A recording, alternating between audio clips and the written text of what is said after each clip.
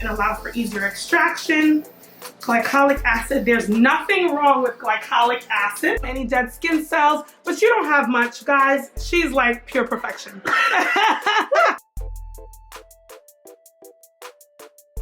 All right, I'm feeling like this is not the best angle, but you know what? That's what these vlogs are all about. Like, you know, it's a little bit of mess, a little bit of more mess. But anyway, hello. So right now I am parked across the street from Fleur de Lis Beauty, which is a sister-owned, sisters who are sisters. It's an esthetician salon. These lovely ladies are nurses, and if you have been on this channel for a while, you might remember Carla. You guys didn't get to meet Wendy yet. Hopefully you'll meet her today.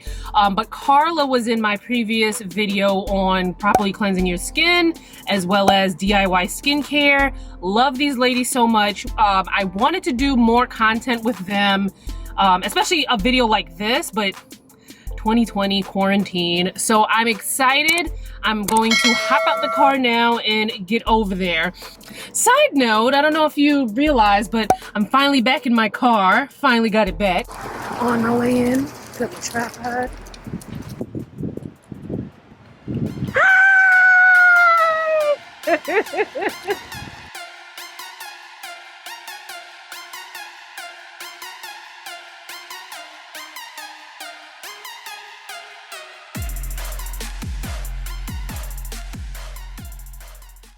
You guys have an exclusive. The salon is TBD. Ooh.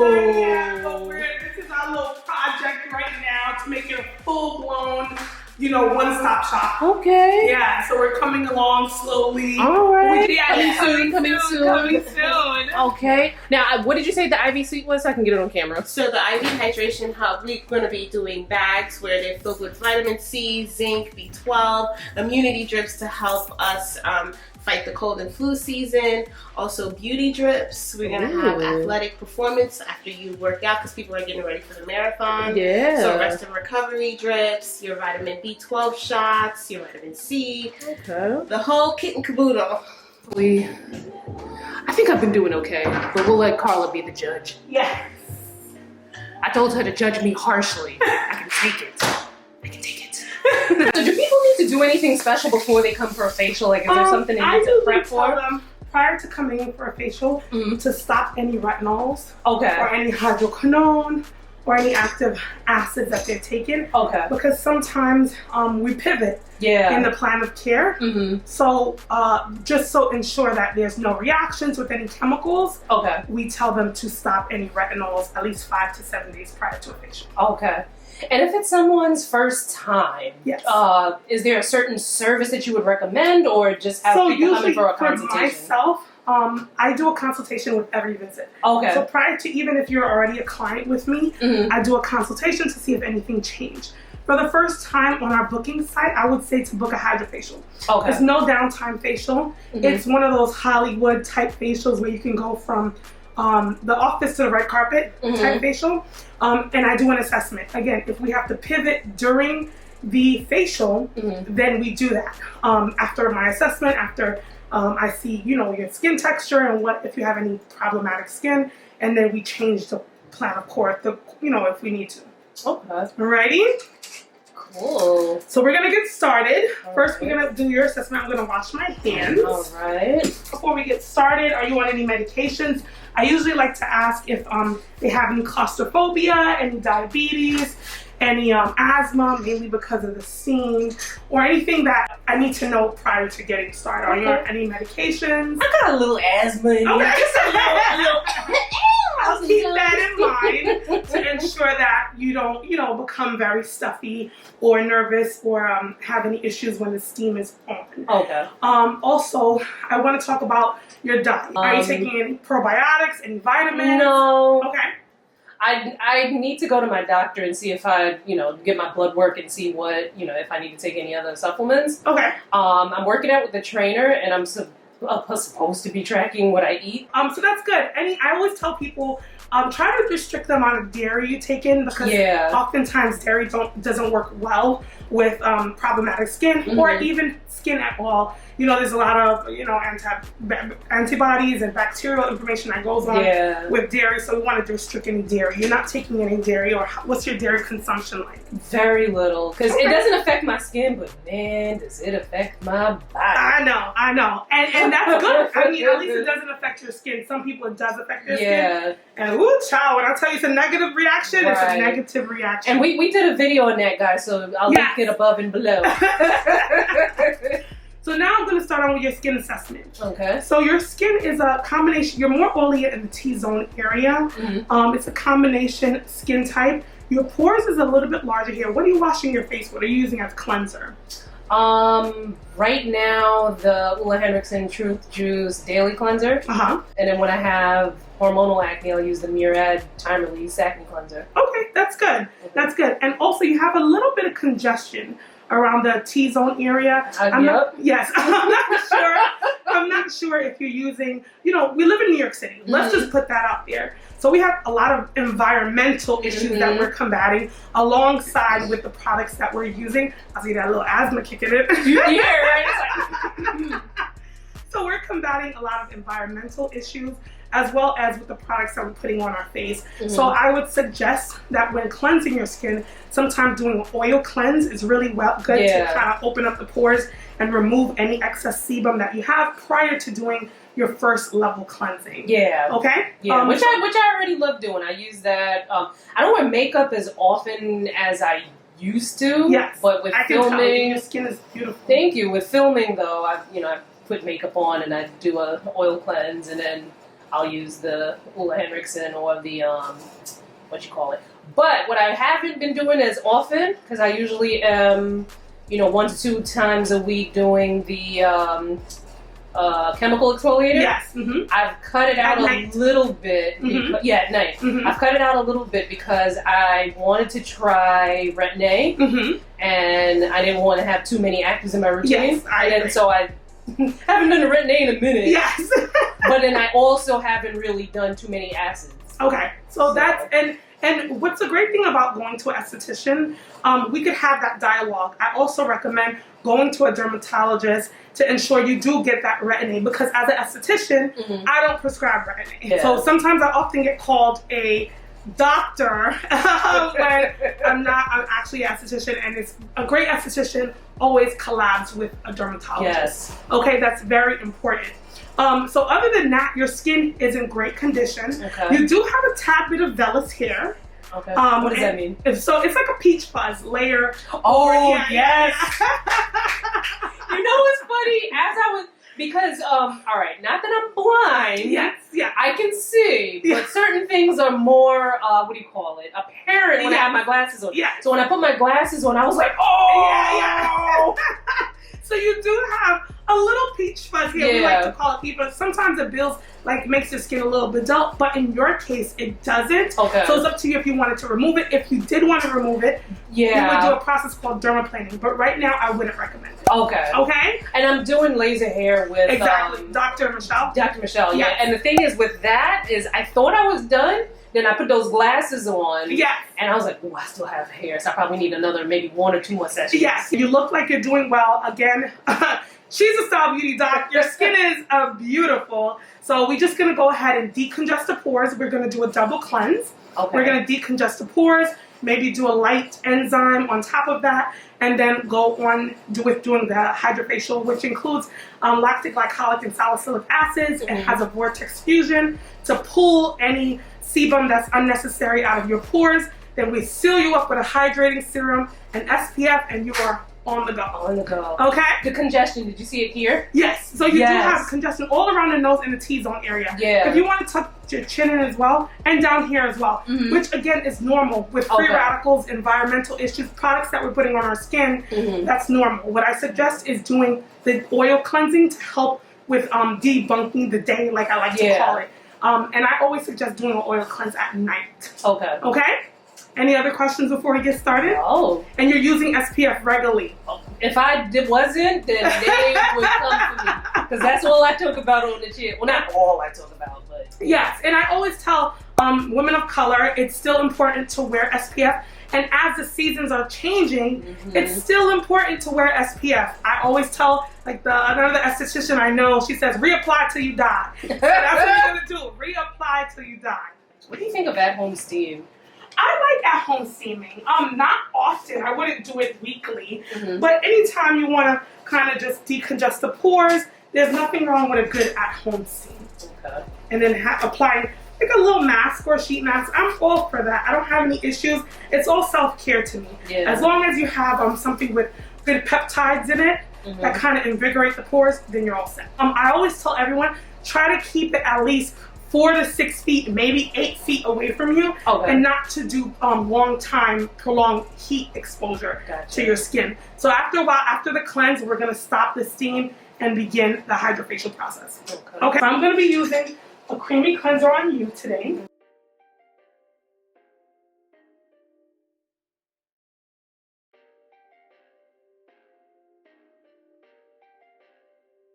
My sister and I run this business together. Yes. So we're both nurses.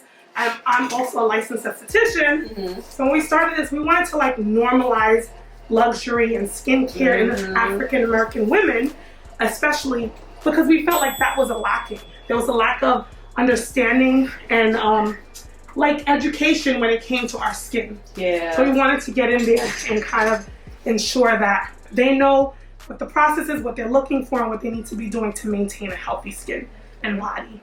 I'm gonna go in and do a little bit of extraction. Now, I don't like to use extractor tools, especially because sometimes extractor tools could be a little bit too harsh on our skin and can cause more damage than good. Okay. So I'm just gonna go in with a 4x4 or a 2x2 and, you know, extract any congestion that I see. In the chin area and the nose, that's where mostly I see the congestion. You don't have any open or closed comedones. Your skin is in very good condition. So that's the minimal extraction that we're going to do today. Okay, we're going to go ahead and tone you, and then we're going to go ahead and start the extraction.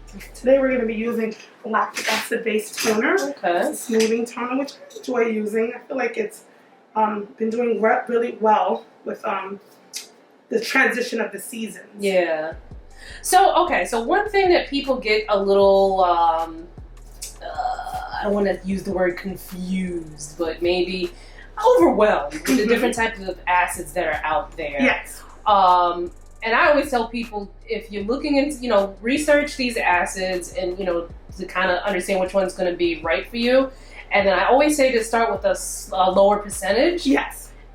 See how your skin reacts, and then, you know, go from there. Yes. But for someone who's like, I've read through all of them and I still don't know if I want to do lactic or mandelic or glycolic or what, what's a good, like, and I know there can't be a rule of thumb because everyone's different. Yes. But what would you suggest? Well, if you're combating acne, like a lot of people now with COVID, they're combating maskne, right? So with that, I would do more of a salicylic acid. Glycolic acid if you have a little bit more congestion. Lactic acid if you want that revitalization of the skin.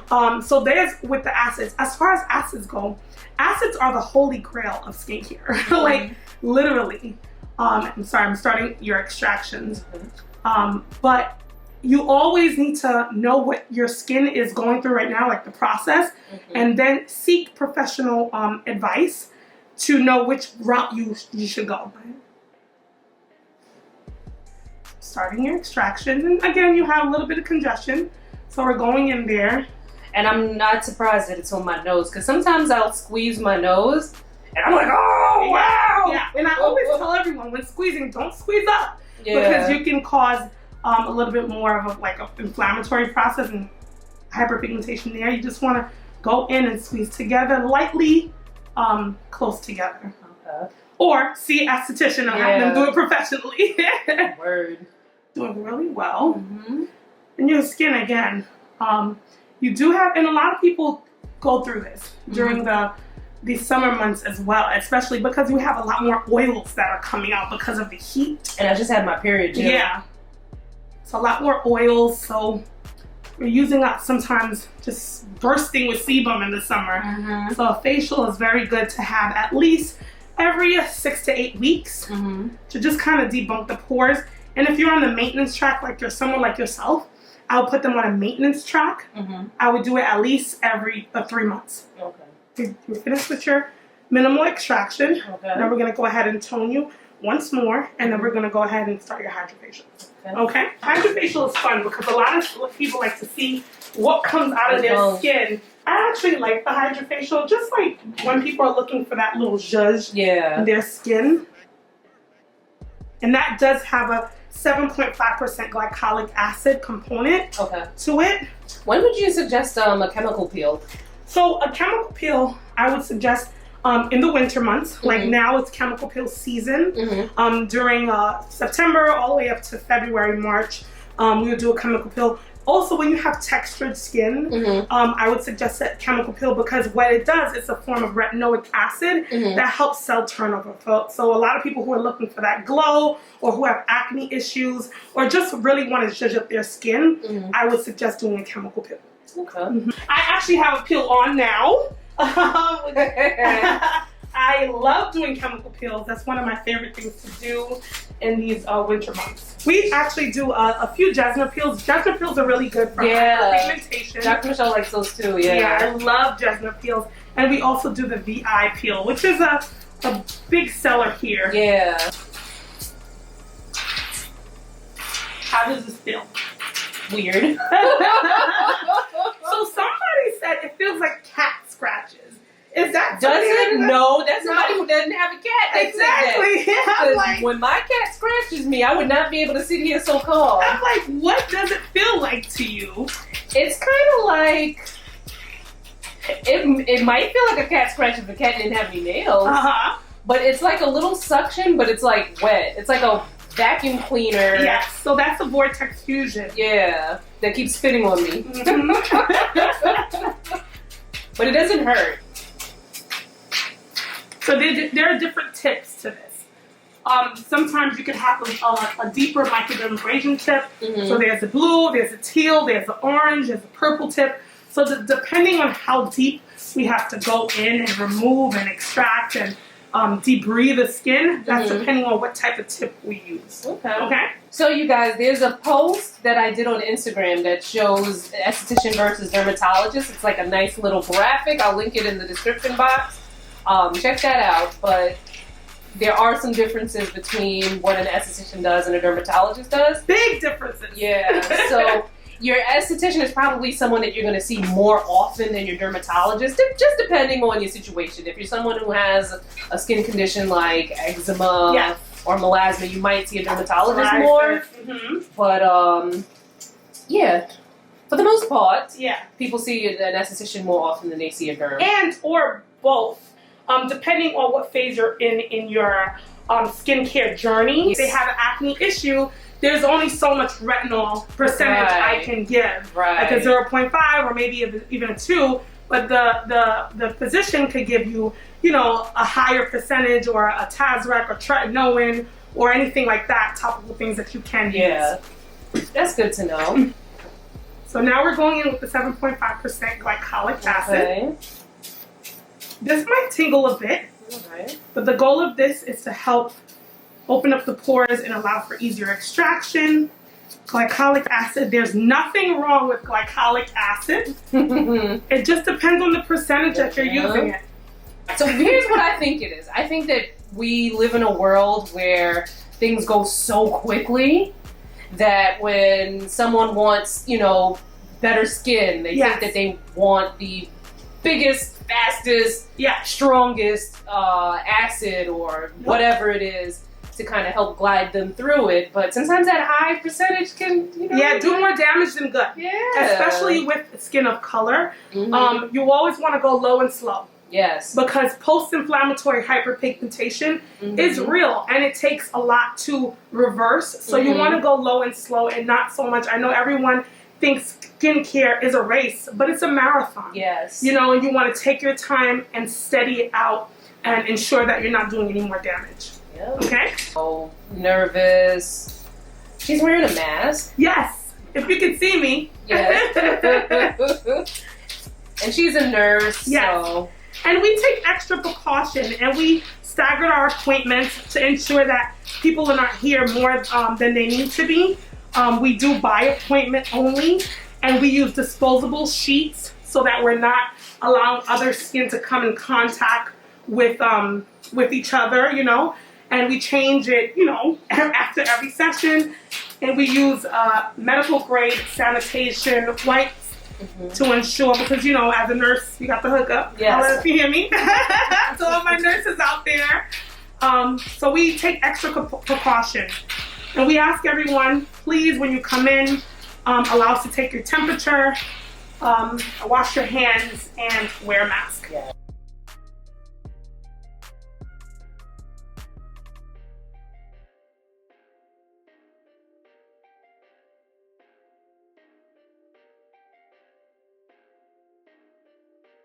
Any dead skin cells, but you don't have much, guys. She's like pure perfection. I know, I see some at the bottom. Some floating, okay. But you're still good though. You're still good. All right. Good. I'm feeling good. I'm getting a appointment for a chemical peel in October. She's gonna be peeling, baby. I can't wait. Of course, I'm going to take you along with me when I come back from my chemical peel. Stay in the morning. Let's just see what the skin is looking like, because I know it's going to be amazing. I was looking at my nose, and I was like, yes, honey. You didn't have that much concussion. I didn't? No, it was just enough, but it wasn't great. All right, so my skin is, you know, there's not going to be much of a change. I just got a HydraFacial. My nose is looking like bling, bling, bloom. But I made an appointment for a chemical peel for next month, which I'm excited. And then some updates from last week's Fashion on Friday, you know, because this video is not really fashion-y. My Zara order, the stuff was just okay.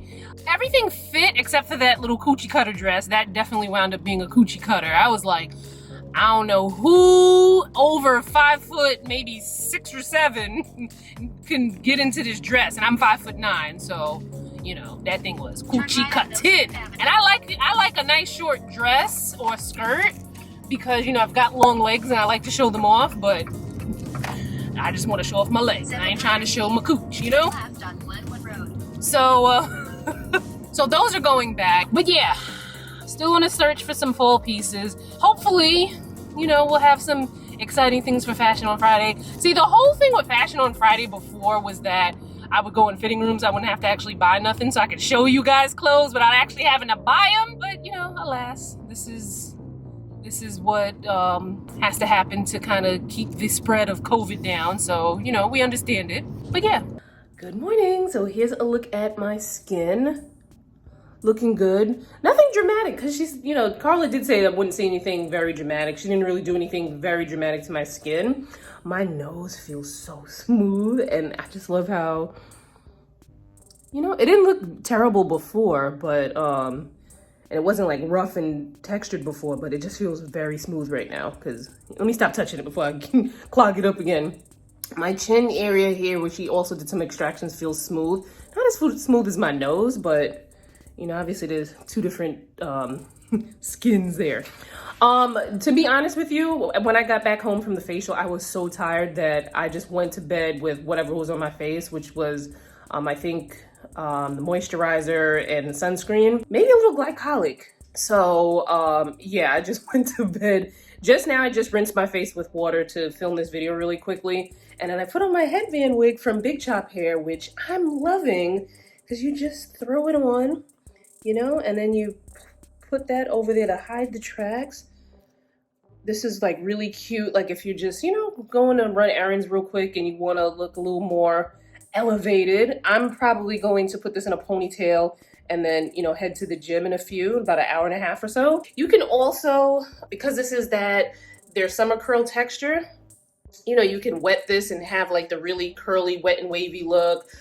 You can blow it out and make it big. You can curl this. So you can make it glam, or you can just have it be like just like a, you know, everyday wig. So I'm going to have the information linked below on where you can set up your facial.